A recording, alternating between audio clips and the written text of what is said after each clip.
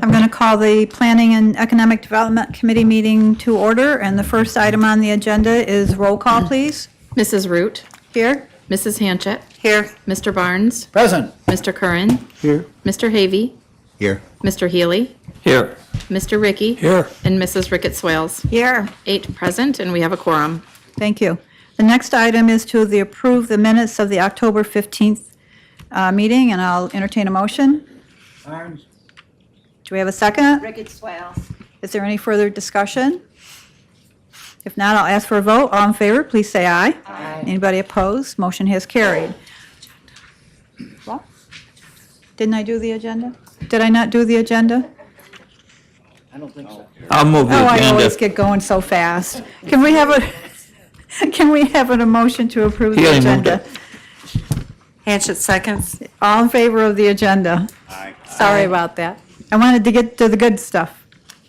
I want to acknowledge that in our report today, that we have a monthly report from Ashley Smith, who's the Director of Economic Development. We have a monthly report from Craig Clark, Industrial Development Agency, Kerr Durham, Director of Planning, and Rita Selbeck Lynch, Employment and Training Program Director.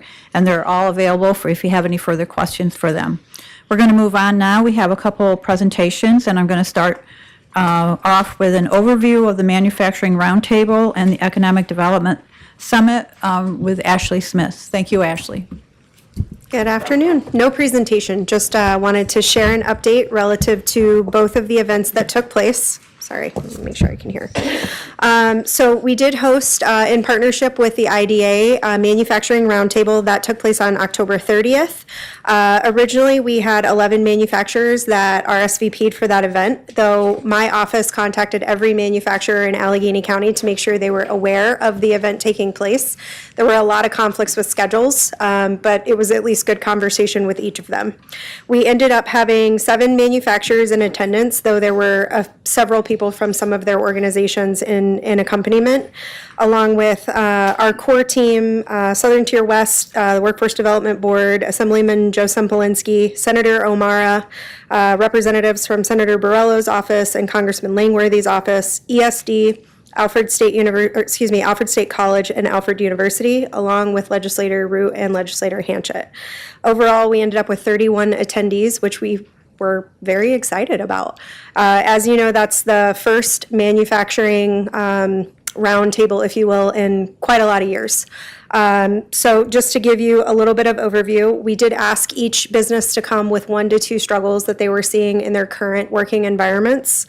Not going to go in full detail, but what was shared with us included tariff impacts, supply chain disruptions on global imports necessary to create a product, cost of goods increasing, shipping disruptions due to being in a rural area, difficulty finding quality applicants and workforce, federal and state policy impacting business production, difficulty finding funding options for expansion, and I'll reiterate again, workforce was a big topic for that conversation. We did spend a little bit of time talking about tariffs and supply chain issues, but the meat of that meeting was really focused on workforce issues that manufacturers were seeing. And so takeaways from the roundtable were to see minor changes in the curriculum at the college level relative to how they are training, like, for example, in CNC machining, and so in programs that are pertinent to the manufacturing industry. The presidents were both very vocal in that meeting, and so it was an overall good conversation. Finding solution on shipping delays due to being in rural areas and a better way to market opportunities with local businesses to the county and beyond the county. And so next steps, our core team, which is employment and training, myself, the planning department, and the IDA will come together and debrief on how we decide to move forward in 2026, but we are all on board with at least a quarterly roundtable. We just haven't vetted out exactly what those details will look like. And so I will just share that we are expecting to hold our next meeting in Q1, and I have already started work with Northern Lights, who is agreeing to start a conversation about being a 3PL for the shipping difficulties that a lot of our businesses are seeing. And so there's already been some work done from that manufacturing roundtable. So before I move on to the summit, any questions? Do you want to explain what a 3PL is? Third-party logistics coordinator, meaning that essentially they are a global provider, so they have all shipping services coming one or multiple times a day to pick up and drop off. And so through contractual agreements and, things of that nature, any business could bring their product there and have it picked up from that site. Thank you. Thank you. And I just want to say that it was a great discussion that we had that day, and all of the participants were very open about what their needs were. But kudos, it was a good start for getting it back together again. Thanks. Thank you. Did you come up with any solutions to the workforce labor needs problem? Or- Came up with a lot of great dialogue. Okay, That's going to take a lot more conversation. all right. Well, you let us know when you come up with some of the solutions to some of these issues. I will have a seat ready for you at the next roundtable if you've got some solutions to bring. Well, if you have a solution, I'll be there. Okay. Thank you. Thank you. With you said, talking with the presidents of the colleges, industry standard coming out of wherever they're coming from. If BOCES ever is an issue, please let me know, because we try to keep our courses up to industry standard, but they're always changing, so. Absolutely. And there is intent to have BOCES join the conversation. Just off the cuff, we were trying not to overwhelm the limited number of manufacturers. We already outnumbered them. But as we move forward, I think there's going to be a place for BOCES to have a seat at the table. I'm sure they'd love to have a seat. Absolutely. Thank you. Any other questions on that? I'm going to just make a comment, and maybe I shouldn't, but on the workforce, well, it wasn't all about the training and the certification. It was more human skills, human communication skills that they found were lacking. So if you can help with that, and so Agreed. it was a And generational thing. setting expectations that you can't come out of school, knowing what people who have been doing the job for 30 years know and make $100,000. So just trying to set accurate expectations. I'm very aware of that one, yes. All right, so I will move on to just an overview of the summit. This event was held on Monday, November 10th at the Palmer. If you recall, last year we had about 40 attendees. This year, I am excited to share that we had 100 attendees to the event. It was laid out with 30 minutes of networking and then 4 segments of speaking presentations. And so those segments were focused on the state of the economy. That was given by Nottingham Advisors, and the banking industry by Community Bank. The second section was Assemblyman Joe Sempolinski on current impacts to manufacturing. The third section was Jim Helms, the CEO of Jones Memorial Hospital. His portion was presenting on quality healthcare's impact to the economy. And then I was the fourth presenter with 2026 initiatives for economic development, which I will gladly share with you what those are. Overall, 6 initiatives that our office is planning to undertake over the next year and beyond, because there's no way these get done in 1 year. Some of these will be in partnership with other agencies and/or teams, and predominantly with our IDA team members. These are site development, infrastructure, marketing to site selectors, let me clarify, housing initiatives, business support, and tourism. And so overall, our mission is to just grow the existing businesses that we have in our local economies and attract new businesses through support services, site development, and aggressive marketing efforts for site selectors. We're equally focused on tourism efforts, but the idea is obviously going to be blending economic development and tourism together to ensure that both sides of that coin come out winners. We did send out a survey and had about a 25% response rate from all of the attendees. Overall, there was a high level of satisfaction on the event.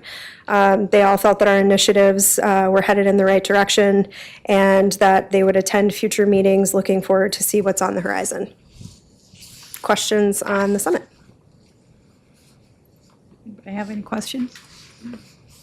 If not, Okay. I'll just say again, it was very well done. I think there was a lot of good conversation, and the presentations I thought were very helpful Thank you. to the businesses. So thank you, Ashley. Keep Thank up you. the good work. Okay, next up, we're going to have a presentation on the solar projects in Allegheny County by Dr. Craig Clark. We have a handout piece that he gave to us, but Craig, I'll let you tell us about it. There, it's on, right? Yep, if it's red, it's on. That's right, it's on. Yeah, we've had discussions at the IDA board recently about making sure that we publicly know how we're doing on our small solar projects. We actually have many more than these listed. We have 14 projects that are completed. We have over 20 projects we've actually approved. And there's quite a few of them are under construction or will be under construction. What this, it's a two-page, one-page handout, but both sides. Basically, it summarizes the impact. And if you look through there, Melissa's done a great job of putting this together and also has the spreadsheet to back all this up. Basically looked at how much land has been used and what's the tax base and how much it was collecting in property taxes, how much the pilots are on an annual basis for all the completed projects. We have, like I said, a lot more coming. And we've always mentioned landowners are the biggest gainer because they basically lease their land. And it's really up to them which land they lease. And we only go into communities and work with communities where the town wants to have these projects. And then the last one, the annual municipal gains, is there's host agreements. We've made sure that all the towns get a host agreement. And so if you multiply those out, it's well over $1 million that positive impact on all the solar projects in the county that are currently operational. It'll be more than double that once we get going with all the other projects that have been approved. Are there any questions on those 4 items?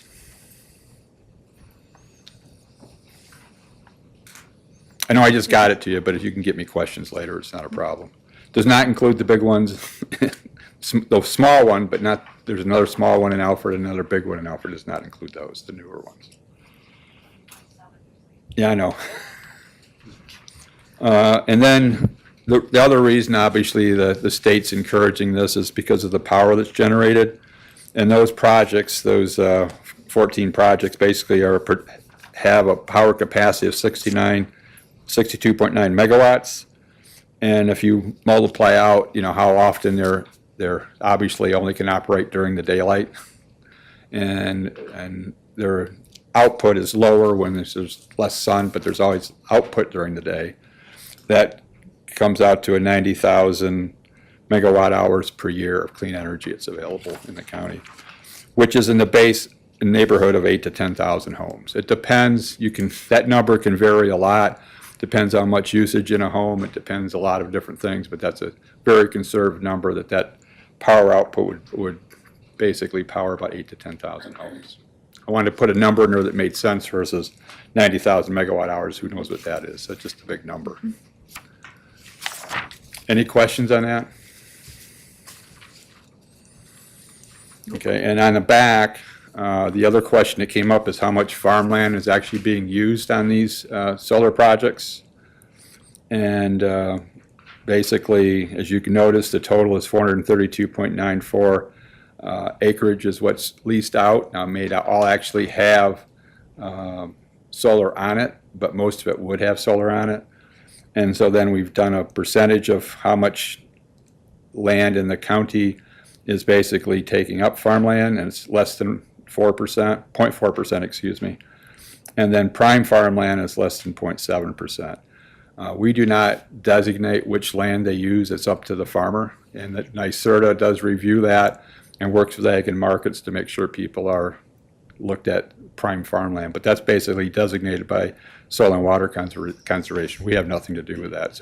And I've actually, a lot of the public hearings, the farmer will go out of his way if he's on it to tell us that it's not his prime farmland.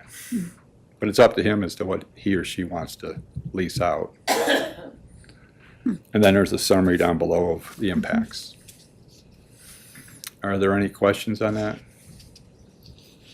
So we only, like I said, we only go into communities where the town wants us to go in and they end up doing a host agreement. And we only do it once basically the developers already worked with the landowners.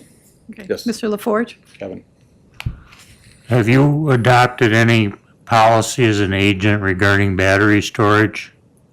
We have had one company come in and say there's a battery storage project. They're looking at one in Burns, but no, not this. We are talking to them, The town of Alfred has a battery storage policy as part of our solar law. right? Yeah, some of the communities actually have that as part, yes. But there's actually one large battery storage project. It's not just the smaller ones that you're getting. So we wouldn't do the policy. It'd be up to the town. Is that what you're asking, Kevin? Just asking in a more general sense, this is probably going to be an issue going forward. Yes, because I think you're going to see it's not just part of a solar project like they're talking in Wellsville, that it's going to be battery storage for that project. Now there are battery storage projects. There's ones potentially in Burns, and I don't know, I'm sure that if they haven't, they will get a battery storage law in place. But that's basically only a battery storage project, so it's not connected to a solar project. And you'll see more of them because it helps buffer other solar and wind projects so they can have storage. So you will see more of them come up, yes. But from what I hear you saying, it's up to the towns and municipalities to come up with those policies? Yeah, they do the policies and like Jan was saying, they come up with a policy. And the biggest issue is obviously safety and training for your fire department. But I've been assured, I mean, this company says they come in and do that, so we'll see. But it's not up to us to do that. We look at the financial assistance, but we would not walk in or do anything like in Burns. We're not going to do anything on that Burns storage project unless they want us to work on it. Okay. Any other questions for Craig while he's up? Oh, sorry, yeah.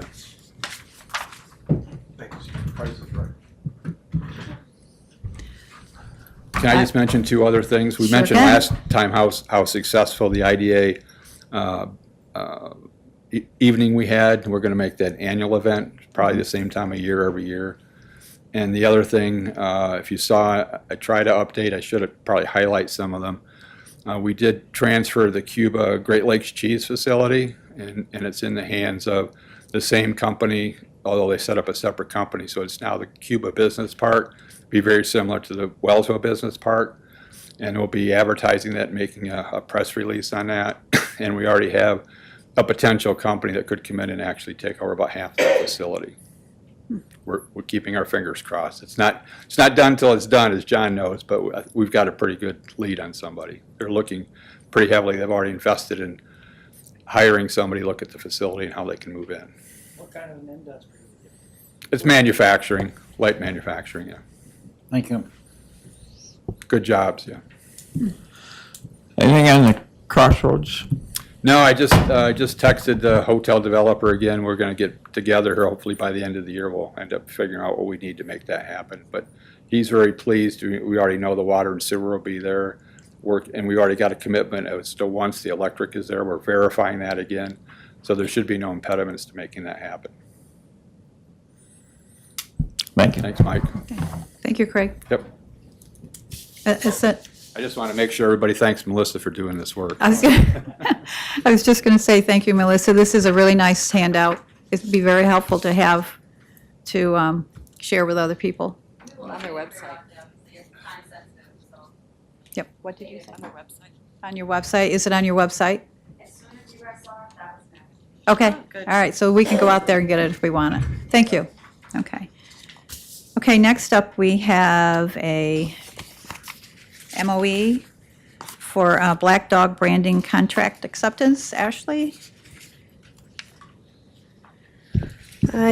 So the MOE is requesting a resolution to accept Black Dog LLC's proposal for brand development. That was the permission you gave us to go out to find an organization that would help us create the brand for the Office of Economic Development, which would eventually carry over to the EDO. And so we are, the benefits of this obviously help with the comprehensive brand and style guide that will support the current branding initiatives that we have in place. The term of the agreement, it would be immediately. It has November 20th, so effective upon resolution through May 31st of 2026. This it does have a $10,000 budget already allocated for it, and a PO if it runs into 2026 for the payment of it, though they did come in under the $10,000 mark at $99.20. Hatchett will move. Do we have a second? Ricky, second. Okay, any further discussion? If not, I'll ask for a vote. All in favor, please say aye. Aye. Anybody opposed? Motion carried. Thank you.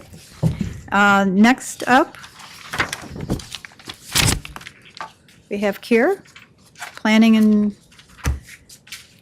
CDBG funding. I can say ACTDC, but I can't say this. You're ahead of most. So the Allegheny County Office of Planning requests a resolution authorizing the county to accept the proposal submitted by Community Scale LLC for professional services related to the housing market assessment and development strategy, and to authorize the chairman of the legislature to execute all required forms and contracts. The price proposal was $48,984. The grant that we received was $50,000, so they were under, and so if there's a small something, there's still room to deal with that if we need to. Healy will move it. Do we have a second? Ricky, second. Okay, any further discussion on this? If not, I'll ask for a vote. All in favor, please say aye. Aye. Anybody opposed? Motion carried. Thank you, Kier. Can I take 1 minute? You can. Related to your Burns battery storage, the town submitted a referral to the county planning board, and that's on the agenda this evening. The proposal package was 866 pages long. Wow. Little writing to read. Challenging. It's the first battery storage facility proposed in the county. It's adjacent to the Moraine solar project that had been announced like 5-6 years ago and is just going to be built. However, the battery storage is not directly linked to that project, but obviously there's benefit to being able to generate the sun, generate electricity, and put it into storage until it can be used at a more financially beneficial time. So that's moving forward. The town of Burns is pretty much between the town of Burns, town of Alfred, they have the best firms involved, and they're the same firms, and they have the best laws in place. One has zoning, one doesn't have zoning. So the town hires a review firm, actually multiple. They have one that specializes in code enforcement, one who deals with the legal aspects, and one who deals with all the environmental aspects and engineering. So that is the proper way for a town or village to deal with it, is have these firms at your disposal. Don't try to do this by yourself, and that'll lead to a better product. And generally, these consultants end up catching all the stuff that needs to be caught so that it's not left to the town or the county planning board or somebody else to deal with 866 pages. So there you go. Okay, thank you. Yep. Kier, does the battery storage have to go through approval for ORIS like the solar does? I'm not sure about that. They definitely, I mean, for us, it's a new thing, but they must have been building these around the state already. So I can't answer that one. I just want to comment, as the town of Alfred, we have not paid a penny for legal fees, engineers, or code enforcement. The solar projects pay everything through ORIS. Right. So there's really no excuse for a town or village to not do the proper process. It's not to their benefit to think they're saving money, because that's not it. You want these done right. These are 30-year plus projects that are going to be in your backyard forever. So in our lifetime anyway. So They can negotiate that whoever's seeking that pay the legal fees anyways. Right, that's part of I mean, what, Yeah, I mean, so it's not gonna be a cost to the it's county. No, there's no it's no cost to the town. cost to the towns or villages. And those batteries, from what little bit I know about it, you're talking acres of batteries. Yes, this is, if I recall correctly, it's 16 different units. There's approximately the size of a semi-trailer. But they're not a semi-trailer. They have special shielding to keep the heat and whatnot from jumping from one to the next. If there were to be a fire in one or something of that nature, an emergency, they're supposed to be self-encapsulated so they don't set off the rest of them. And, you know, they're high-tech stuff. Okay, thank you. Have a good day. Yep. Okay, next up, we have Youth Development Program grant through the Allegheny County Youth Bureau. The grant is to provide funding for youth in the Summer Youth Employment Program who may not meet the income eligibility requirements of other funding sources. This grant has previously funded 2 youth in this program, and we are requesting funding for 2 additional youth in the 2026 summer. I'll entertain a motion for that. Havey will second. Do we have any other further questions? If not, I'll ask for a vote. All in favor, please say aye. Aye. Anybody opposed? Motion carried. Okay. So do we have anything for the good of the order today? If not, I'll entertain a motion for adjournment. Nothing for, office climate training. Would you like Rita to come up and give a highlight of her Here. office? And Rita, would you like to come up and give us some highlight from your monthly report?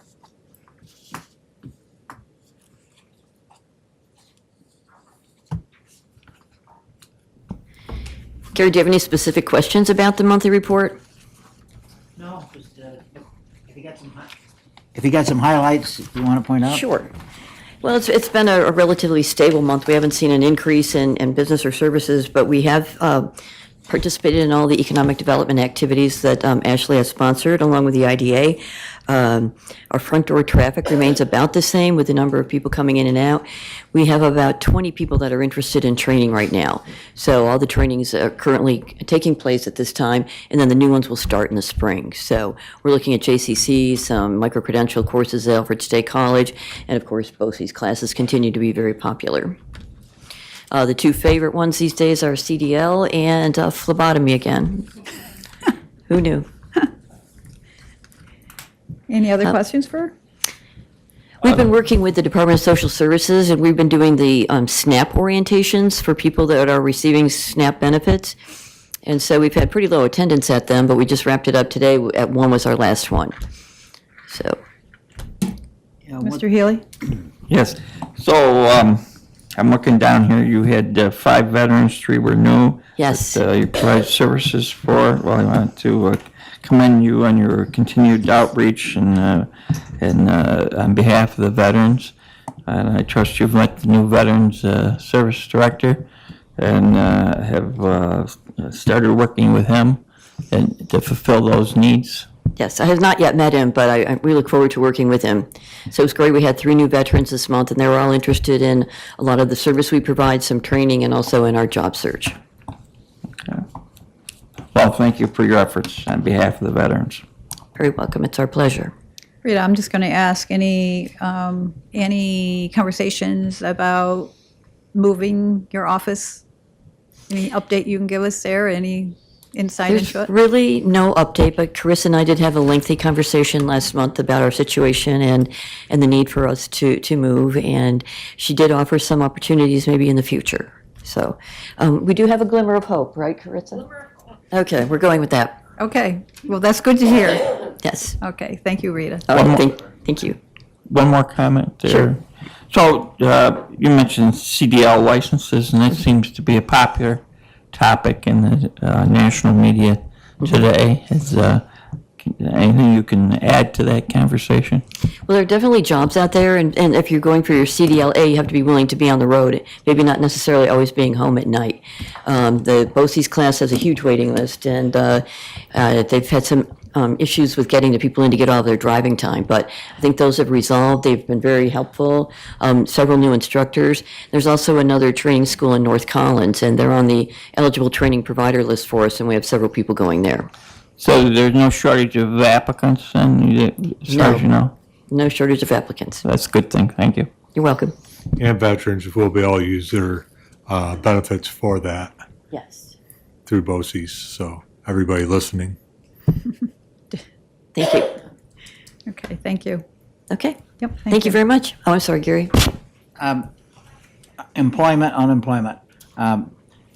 That's staying pretty steady? It is.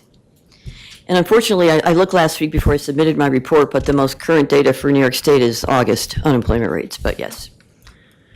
Those that are employed remains rather steady from month to month, and the same with the unemployment. We probably now will have some seasonal unemployment increasing. Okay, thank you. Super, thank you. Okay. If there isn't anything else for the good of the order today, I will entertain a motion for adjournment.